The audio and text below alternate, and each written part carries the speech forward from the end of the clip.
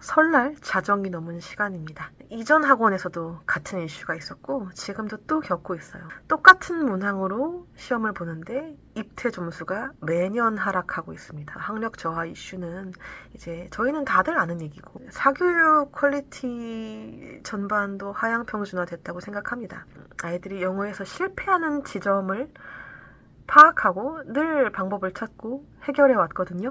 학습 방법과 상관없이 잘할 수 있는 아이는요. 10,000명 중에 한 10명도 안 돼요. 대다수의 경우는 문제가 아이의 문제가 아니라 결국에는 방법의 문제더라고요. 입시 영어 안에서 이제 크게 3가지 범주의 과업이 있어요. 단어, 문법, 독해 중에서 끝낸다, 마스터한다 라는 개념이 있는 건 문법뿐이에요. 중1 전후로 진짜 끝내려면 끝내는 게 가능하거든요. 문법은. 나머지는 안 돼요. 상대적으로 좀 일찍 빠르게 수월하게 끝낼 수 있는 문법부터 방법론적인 좀 근원적인 이야기를 할게요. 결론부터 말하자면 문제풀이 전에 개념 백지 출력부터 먼저 시키세요. 너무 잘못된 방법인 동시에 너무나도 익숙해져서 다들 뭐가 잘못됐는지도 모르는 문제입니다. 왜 너는 가르쳐줬는데 기억을 못해? 가르치는 사람들도 몰라요. 와, 나 오늘 진짜 설명 잘했다. 나 오늘 수업 진짜 잘했다. 애들은 집에 가죠? 그 중에서는요, 분명히 이해 못한 아이도 있고요. 한 번 이해했는데 다 증발해버리는 아이도 있고요. 다 까먹은 데다가 플러스 혼자 완전 왜곡시키는 아이까지 다 나오게 됩니다. 근데 얼레벌레 학원 가서 앉아있으면 공부했다고 착각해요. 모두가.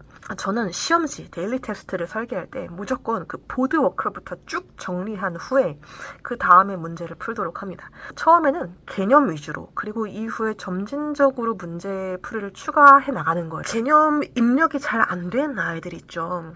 이 아이들은요, 자기가 직접 안 보고 손으로 쓰고 입으로 말하게 이렇게 설명을 시키세요. 될 때까지 반복하면 되는데 그리 오래 걸리지 않습니다. 이렇게 해서 안 된 경우는 아직 한 번도 없습니다. 평균적인 아이들, 그리고 평균을 약간 하회하는 아이들도요, 결국에는 다 돼요. 학습에서 학보다 습이 훨씬 더 중요해요. 무슨 수학 문제 풀듯이 접근해서 문제를 풀면요, 절대 점수가 되지가 않아요. 아이들이 공통적으로 이제 처음 배울 때 가장 힘들어하는 관계사, 분사, 가정법 이런 단원들 내용이 많다면 꽤 많거든요. 이 모든 내용을 다 어느 정도 숙지하고 단원 마무리까지 하려면 시간이 꽤 오래 걸려요. 근데 대부분의 학원들이요, 이 문법 한 단원을 평균 일주일 만에 끝내요. 수업으로 치면 2회. 그러면 똑똑한 애들만 받아먹고 평범한 대다수의 아이들은요, 이해를 다 못하고요, 다 뱉어내요.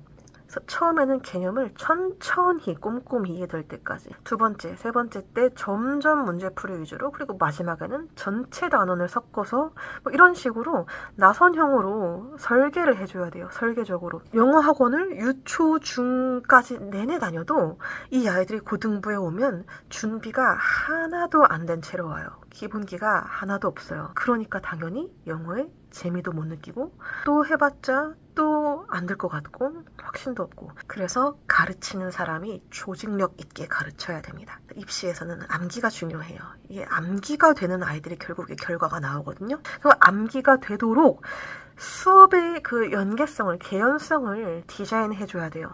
그렇게 어렵다고 하고 고생했던 아이들도 두 번째 바퀴하고 또 그 다음 연도에 세 번째 바퀴하면 완전 알겠어요. 쉬워요 라고 하거든요. 정말 잘해요. 이렇게 되기 위해서는 처음에 문제풀이 위주로 시작을 하면 안 돼요. 개념이 되고 그 다음에 문제풀이 양치기를 하고, 그리고 마지막에 그 모든 문법 단원들을 다 섞어서 문제풀이까지 양치기까지 하면 이렇게 해야만 문법이 끝나는 거예요. 고등부에서는요, 밑줄 쳐놓고 용법 구별해라, 다음 중 나머지와 용법이 다른 것 하나를 찾아라, 이런 문제 안 나와요. 이거는 이 세상 그 어떤 영어 시험에도 안 나오는 문제예요. 오직 중학교 내신 영어를 제외하고는. 근데 중학교 때 영어 학원을 가면 내신 대비한다고 이런 거만 드립다 하다 끝나버리는 경우가 많아요. 1년이 52주죠? 그럼 내신 1학기 중간 기말, 2학기 중간 기말.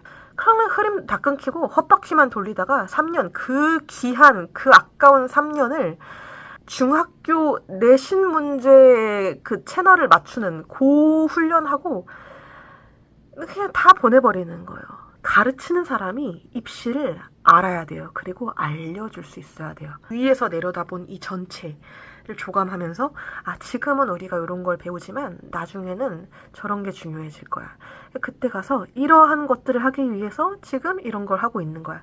방향성 있게 공부를 하게 해줘야 되는데 중등 내신 출제 스타일 거기에 매몰돼서 거기에만 젖어서 이제 그런 스타일로만 공부해 오는 애들은요, 고등 오면 정말 힘들어요.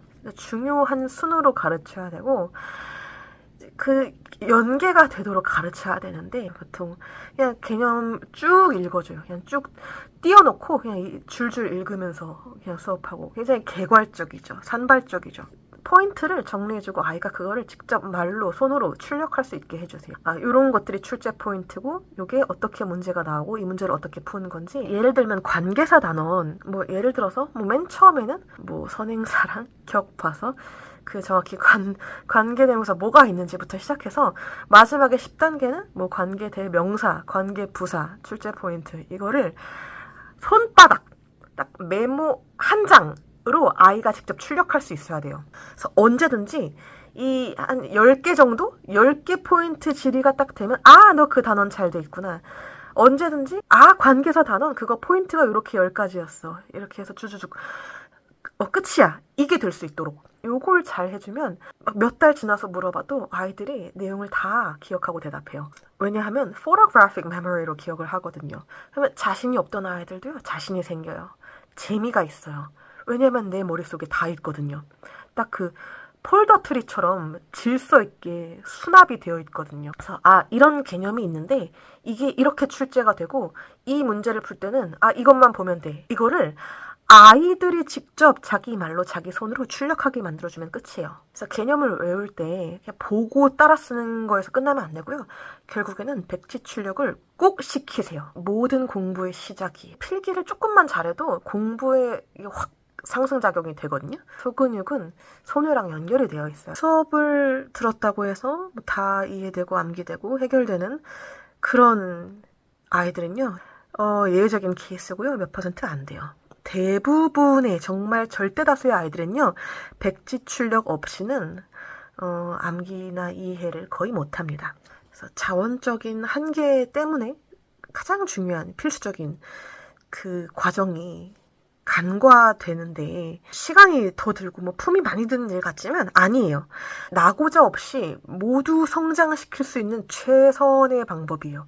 무조건 처음에는 천천히 점점 갈수록 빠르게 정말 천천히 설명해주고 야 이제 너도 한번 설명해봐 이렇게 해도 애들이 잘 못하는데 이걸 처음부터 너무 빠르게 넘어가 버리니까 결국 애들은 무슨 말인지 잘 모르고 영어 과목에 정이 떨어져요. 그냥 절반은 이렇게 공부하는 것 같고요. 문법뿐만 아니라 뭐 역사, 한문 등의 암기 과목에는 다 적용이 됩니다. 스스로 백지 출력을 하고 그리고 내가 얼마나 숙지되어 있는지 내 개념을 스스로 내 눈으로 본 다음에 어떻게든 보강하고 정리하고 강화하고 요거를 잘 한 다음에 그 개념을 가지고 이제 문제풀이를 양껏 하면 됩니다.